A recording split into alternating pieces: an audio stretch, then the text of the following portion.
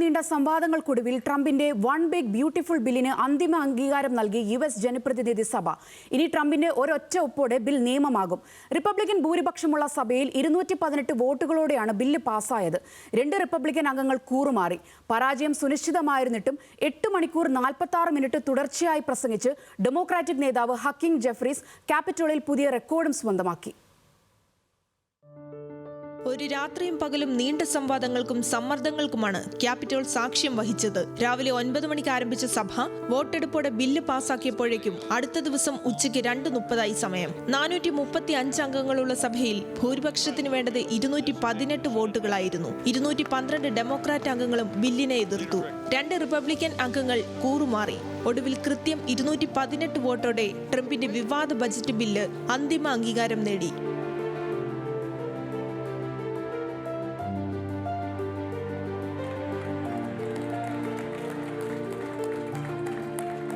ഭൂരിപക്ഷത്തിന്റെ ആനുകൂല്യവും ട്രംപിന്റെ അന്ത്യശാസനവും നിലനിൽക്കെ ജൂലൈ 4 മുൻപ് ബിൽ പാസ്സാക്കാൻ ഉറപ്പിച്ചിരുന്നു റിപ്പബ്ലിക്കൻ പക്ഷം. സെനറ്റിൽ കഷ്ടിച്ചൊരു വോട്ടോടെ പാസ്സായ ബില്ലിനെ ഹൌസിൽ എതിർത്ത് നിന്നത് 3 റിപ്പബ്ലിക്കൻ അംഗങ്ങളാണ്.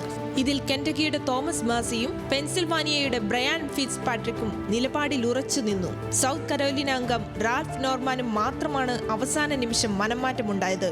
വൈറ്റ് ഹൌസിൽ ട്രംപുമായി നടത്തിയ കൂടിക്കാഴ്ചയ്ക്ക് ശേഷമായിരുന്നു അത്.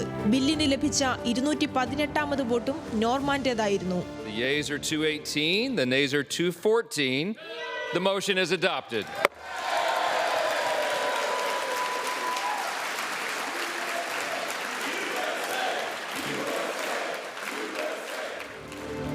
നമുക്ക് മുന്നേറേണ്ടതുണ്ട്. ദീനർക്കു വേണ്ടി, ദുർബലർക്കു വേണ്ടി, നിയമവാഴ്ചയ്ക്കു വേണ്ടി, ജനാധിപത്യത്തിനു വേണ്ടി.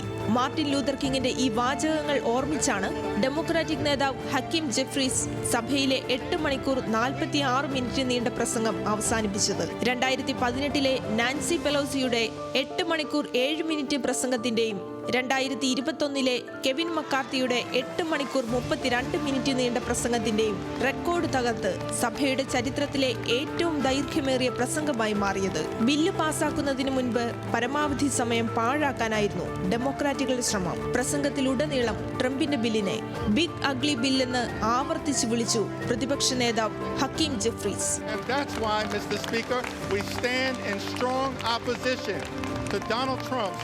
One big ugly bill. We're going to press on until victory is won. I yield back.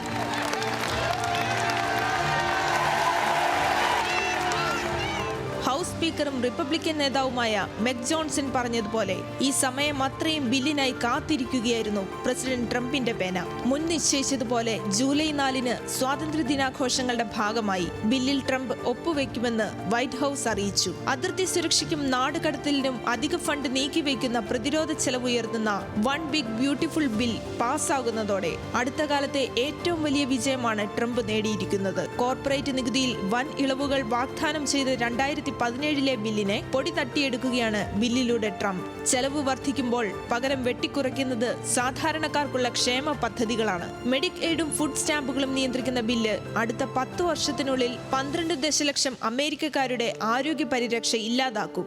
ദേശീയ കടത്തിൽ $3.3 ട്രില്യൺ കൂട്ടും. International desk news Malayalam.